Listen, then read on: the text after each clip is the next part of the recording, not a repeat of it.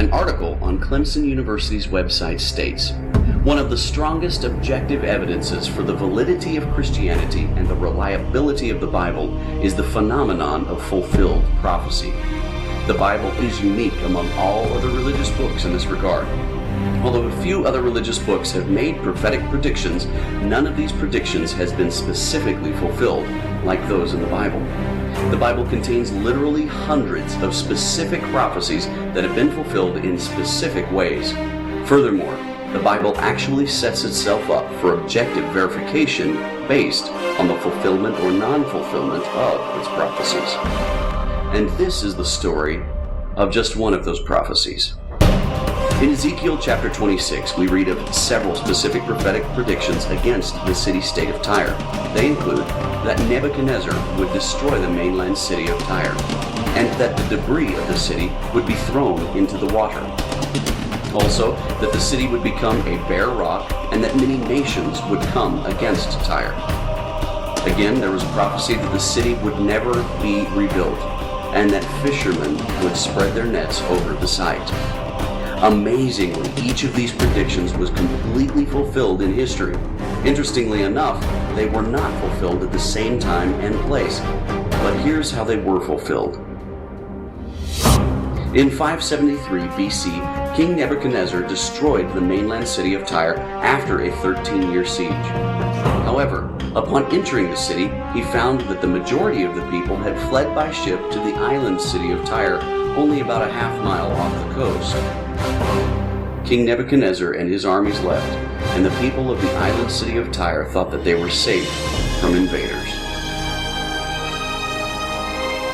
Then, in 332 BC, Alexander the Great came to conquer the city-state. Upon discovering the abandoned ruins of the mainland city, Alexander's men were taunted by the people on the island city, who were confident that no one could ever again destroy them.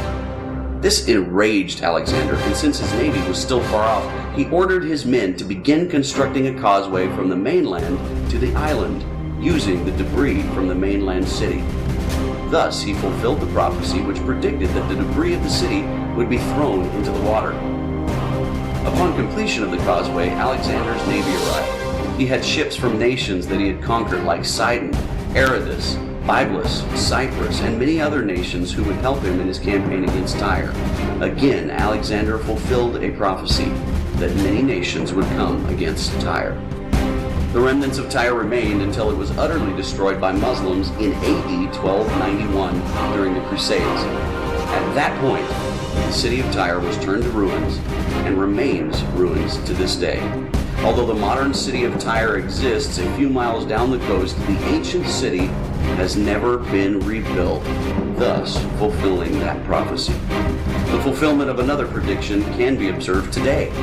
The only thing left on the site of the original city is a small fishing village. Even today, fishermen can be seen drying their nets upon the rocks.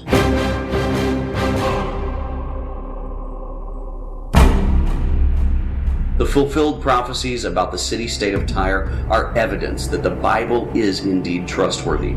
Tyre was destroyed, and every detail of the prophecies about that city were fulfilled with absolute accuracy.